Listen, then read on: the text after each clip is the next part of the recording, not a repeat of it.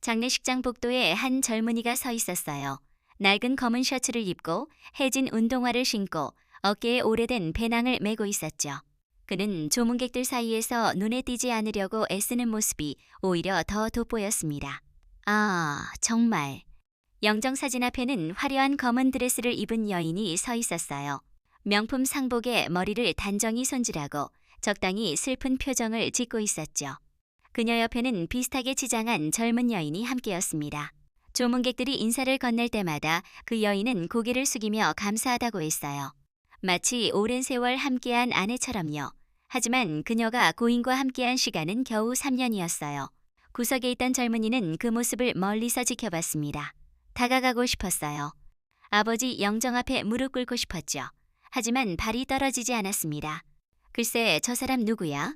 옷 좀 봐. 장례식장에 저렇게 입고 와. 조문객들의 수군거림이 들려왔어요. 젊은이는 고개를 더 숙였습니다. 참, 여기서 놀라운 사실이 하나 있어요.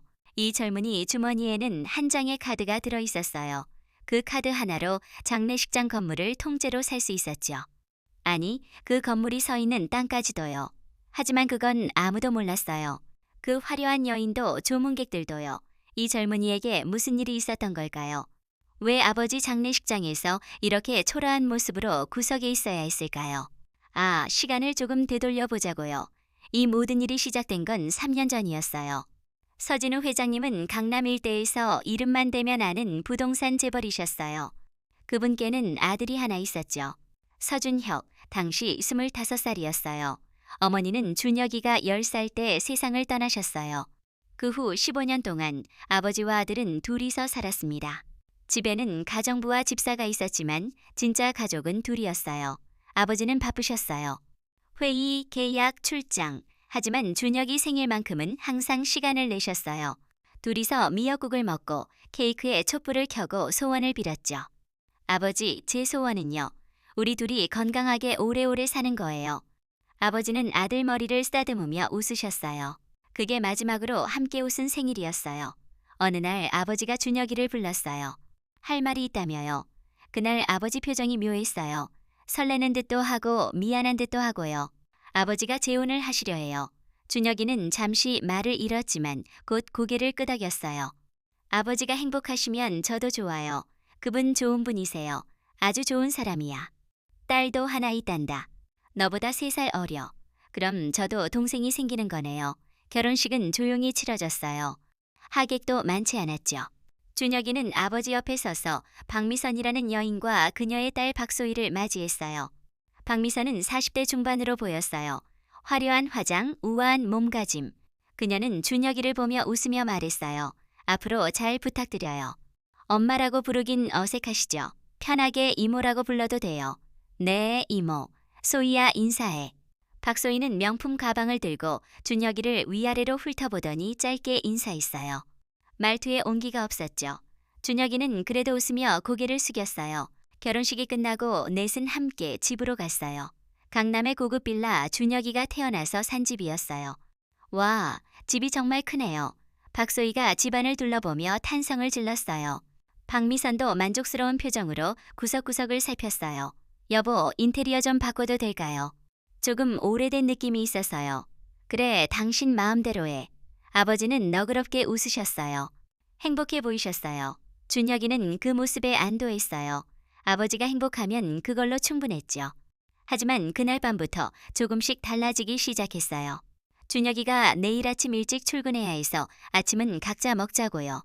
원래 아버지와는 함께 식사하려 애쓰셨어요. 바쁜 와중에도 아침만큼은 같이 먹었죠. 하지만 이제 새 가족과 함께였어요. 여보, 준혁 씨는 회사 출근 안 하나요? 아, 준혁이는 아직 대학원에 다니고 있어. 아, 그래요.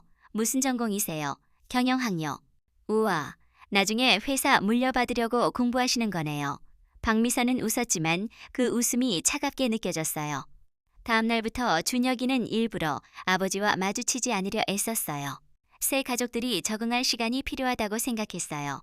며칠, 일주일, 한 달이 지났어요. 아버지와 마주친 건 복도에서였어요. 어색한 침묵이 흘렀어요. 말을 꺼내려던 순간 박미선이 나타났어요. 여보, 손님들 오셨어요. 아, 금방 갈게. 아버지는 준혁이를 보며 나중에 얘기하자고 하셨어요. 하지만 그 나중은 오지 않았어요. 준혁이는 방에서 공부에 집중했어요. 가끔 거실에서 웃음소리가 들렸어요. 아버지와 박미선, 박소희의 웃음요. 준혁이는 문을 닫았어요. 아버지가 행복하시면 된 거야. 그렇게 스스로를 달랬어요. 그러던 어느 날 아버지가 회사에서 쓰러지셨어요. 심근경색이었어요. 다행히 생명에는 지장이 없었어요. 하지만 의사가 스트레스를 줄이고 안정 취하라고 했어요. 준혁이는 병원으로 달려갔어요. 중환자실 앞에는 이미 박미선과 박소희가 지키고 있었어요. 이모, 아버지는 지금 안정이 필요하대요. 면회는 보호자만 가능하고요. 제가 아들인데요. 알아요. 하지만 의사 선생님이 조용히 쉬셔야 한다고 하셨어요. 나중에 오세요.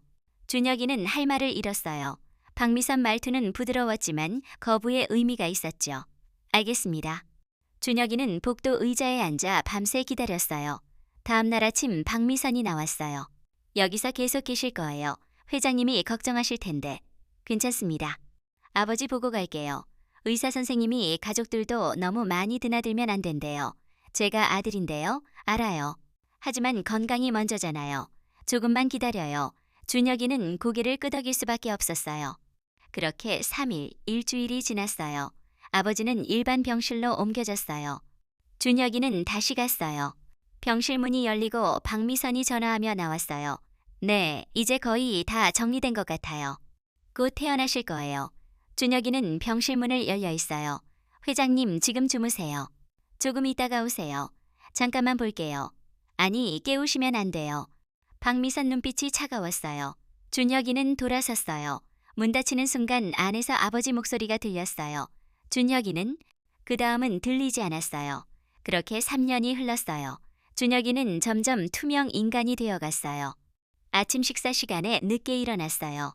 새 가족들이 마치고 난 후 부엌에 가서 우유와 빵을 먹었어요. 혼자였어요. 저녁도 마찬가지요. 거실에서 새 가족들이 드라마 보며 웃었어요. 준혁이는 방에서 책을 읽었어요. 가끔 복도에서 아버지와 마주쳤어요. 요즘 어떻게 지내니? 잘 지내요, 아버지. 공부는 잘 되고.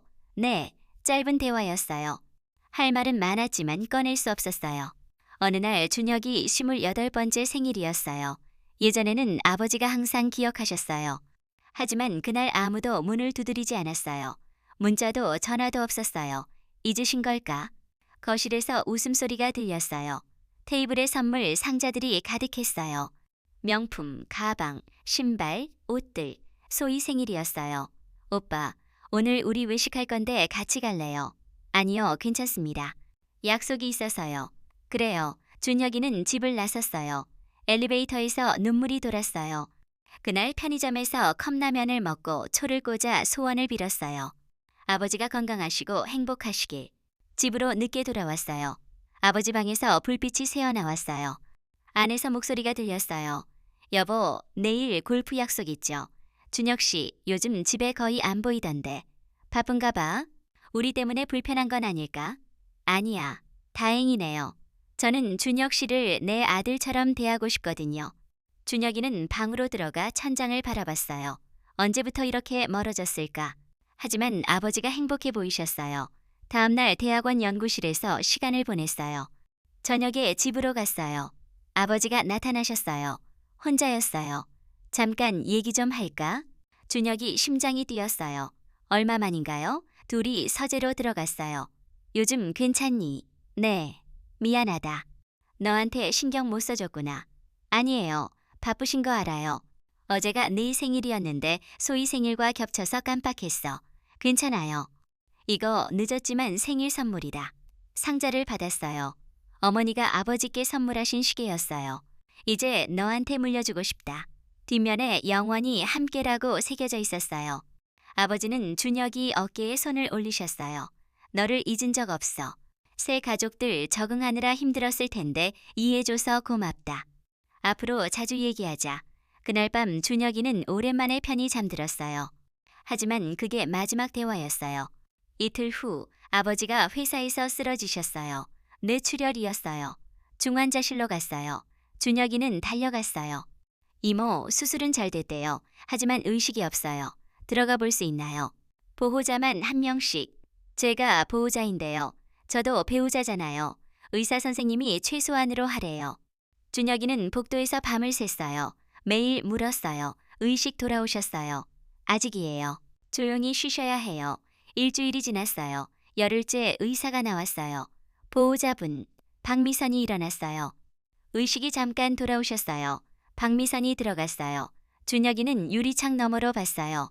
아버지와 눈이 마주쳤어요. 입술이 움직이셨어요. 준혁이는 손을 흔들었어요. 하지만 박미선이 아버지를 돌아보게 했어요. 그날 밤 상태가 나빠지셨어요. 새벽에 세상을 떠나셨어요. 준혁이는 복도에서 소식을 들었어요. 그제야 들어가 아버지 손을 잡았어요. 차가웠어요. 죄송해요.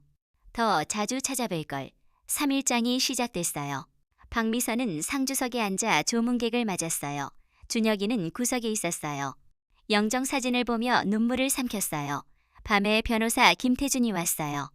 회장님 법률 대리인이었어요. 장례 끝나면 찾아오세요. 유언이 있어요. 발인날 관이 내려갔어요. 준혁이는 묘 앞에 앉아 있었어요. 해가 질 때까지요. 집으로 돌아왔어요. 박미선과 박소희가 소파에 앉아 있었어요. 이제 남이에요. 이 집에서 나가줬으면 좋겠어요. 이제 내 거니까. 법적으로 배우자가 상속받아요. 내일까지 짐 싸서 나가요.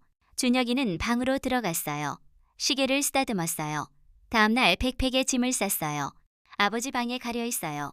안 돼요. 이제 우리 엄마 방이에요. 알겠습니다. 열쇠 두고 가요. 준혁이는 집을 나섰어요. 변호사에게 전화했어요. 사무실로 갔어요. 집을 나왔습니다. 그럴 줄 알았어요. 박미선 씨는 처음부터 재산이 목적이었어요. 회장님도 눈치채셨어요. 하지만 외로우셨어요. 이게 유언장입니다. 편지를 읽었어요. 미안하다 아들아. 3년 동안 제대로 된 아버지가 못 됐어. 재혼이 잘못된 선택이었는지도 모르겠어. 하지만 외로웠단다. 너를 밀어내는 걸 느꼈지만 용기가 없었어. 병원에서 너를 봤어. 열흘 동안 기다렸다고. 미안하다. 행복하게 살아라. 사랑한다. 다음 서류는 부동산 소유권 증서예요. 모두 준혁 씨 명의로요. 재혼 한 달 전에 바꾸셨어요. 은행 계좌 1,200억 원. 회사 주식 60%. 회장님은 다 아셨어요. 박미선 씨가 내쫓을 거라고. 살고 계신 집도 준혁 씨 거예요. 이제 어떻게 하죠? 박미선 씨에게 알려야죠. 준혁이는 혼자 갔어요. 자동차 키도 받았어요. 아버지 차였어요. 집으로 갔어요. 초인종을 눌렀어요. 왜 왔어요? 할 말이 있어서요. 봉투를 주었어요. 얼굴이 하얗게 변했어요. 이게 다 당신 거라고. 재혼 전에 바꾸셨어요. 말도 안 돼. 당장 나가라고 하지 않을게요. 한 달 시간을 드릴게요. 왜 그래요? 3년 동안 아버지와 함께 살았잖아요. 아버지 방에 들어갔어요. 사진을 가져왔어요. 미안해요. 3년 동안 잘못했어요. 괜찮아요. 이제 각자 살아가요. 나도 미안해. 괜찮아. 회장님 정말 좋은 분이셨어요.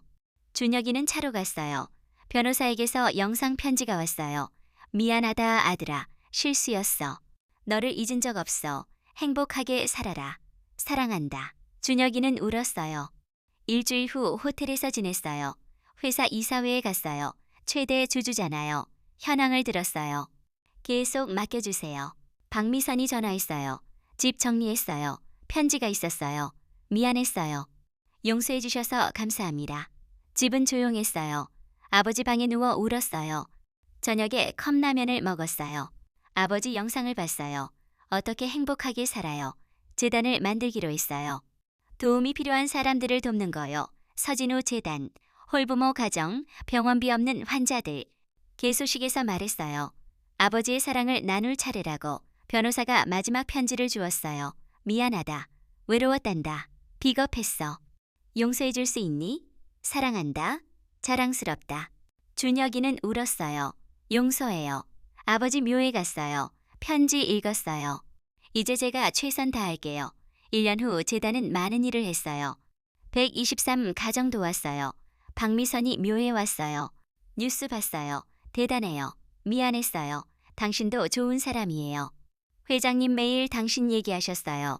자랑스럽다고 사랑한다고. 준혁이는 울었어요. 아버지 들으셨어요. 차에 올라 시계를 봤어요. 영원히 함께. 차는 달렸어요. 사랑은 계속됩니다. 영원히. 아, 여러분, 이 이야기는 우리에게 소중한 걸 생각하게 해요. 사랑하는 사람과 함께하는 시간이 얼마나 귀한지 늦지 않게 사랑을 표현하세요. 그게 진짜 행복이에요. 건강히 지내시길 바래요.